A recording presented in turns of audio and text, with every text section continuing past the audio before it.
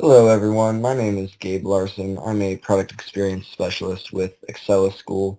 Today I'm just going to be doing a quick instructional video on how to use eCollect from parents' perspective.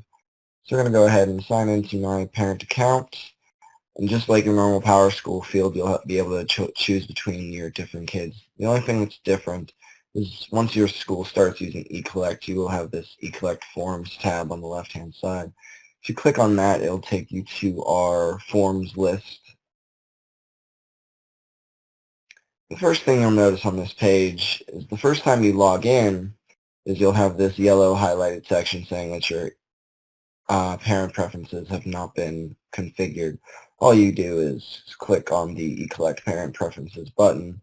You can determine whether or not you want notifications and what email you want that to go to.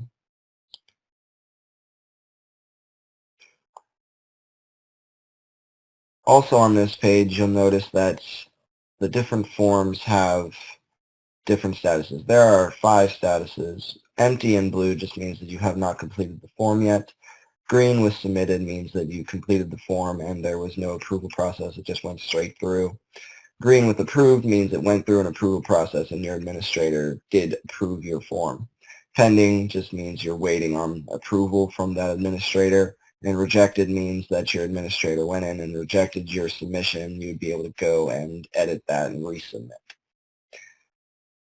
Very nice thing about this page is you can use the search bar and search for status, form name, description, or category. So if you just want to see the forms that you haven't completed, you could search empty. You have all the forms that I don't have done yet. If you wanted to search just the ones in a specific category, you could get just those. And if you know the name of the specific form you're looking for, you can do that as well. One other thing on this page is you'll notice these progress bars above each category, and that just says how many of the forms in that category have been submitted. As you can see, all of the forms in this category have been submitted, even though some are waiting for approval or have been rejected. So this progress bar is completely green.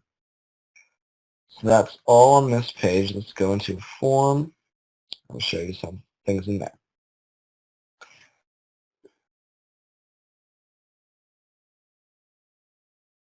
All right, the first thing on the form I want to point out is the form ribbon right up top here. This shows all the other forms in the category, and you can easily navigate to and from each of those without having to navigate back to the forms list.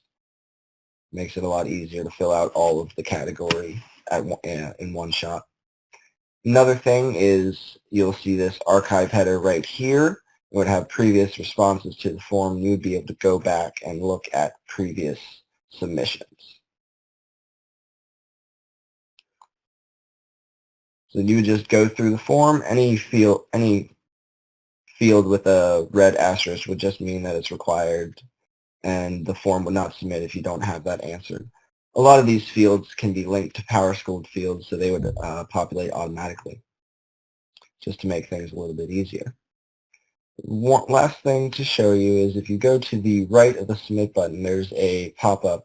You have a couple options. You could submit and jump back to that form listing, or you could jump to any of the different forms that your child has access to, or you could submit for family. So on forms such as emergency contact that are going to be true for all of your kids, you could submit it once and it would apply to all of them. But on forms that are specific to one child, such as this one that has this child's name, you wouldn't want to submit for family because they would overwrite all the information and all of your children would be named Chad. We're just going to go ahead and submit and jump to form listing. Let's submit my form. And we're going to go back and we're going to have back to the form list. It's that easy. I hope this was helpful and we look forward to helping you more in the future.